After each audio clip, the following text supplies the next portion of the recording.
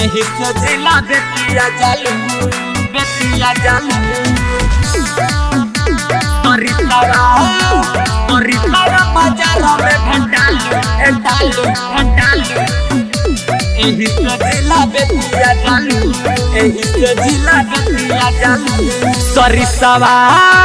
सरिता बाजार में भेंटालू एही से जिला बेतिया जालू एही से जिला बेतिया जालू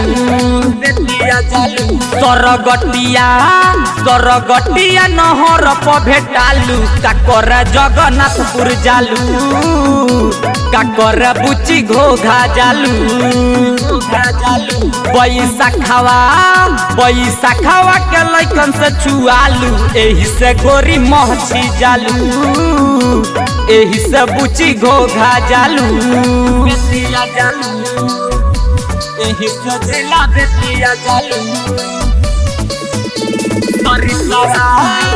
सरिता बाजार में भेंटालू एही से जिला बेतिया जालू घोघा जमुनिया में गोरी कटला तोर ढोड़ी भइल बवाल हो मछी महेसाड़ा के लइकन के सुन करे जा तू पूछलू ना हाल हो घोघा सरिता में गोरी कटला तोरे ढोड़ी भइल बवाल हो मछी महेसाड़ा के लइकन के सुन करे जा तू पूछलू ना हाल हो अरे शांति चौक पर भेंटालू का करे तू भी समरा जालू का करे एक डोरी जालू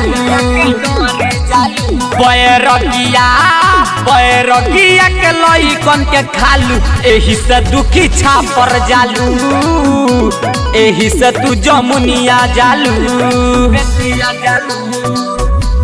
एही से जिला बेतिया जालू सरिता बाजार में भेंटालू एही से जिला बेतिया जालू राइटर सूरज बन बिहारी जानेला बात सारी ललनओ के कइलू बवाल छोटू अरुदल जोशी के सुन करे जा आ कई देल बारू कंगाल राइटर सूरज बन बिहारी जानेला बात सारी ललनओ के कइलू बवाल छोटू अरुदल जोशी के सुन करे जा आ कई देल बारू कंगाल अरे गाँव भर के लइकन के खालू एही से जिला बेतिया जालू एही से जिला बेतिया जालू अरे सिकटा के लइकन के सोहालू एही से बुची बल थर जालू एही से बुची गाँव भर जालू अरे जाहो।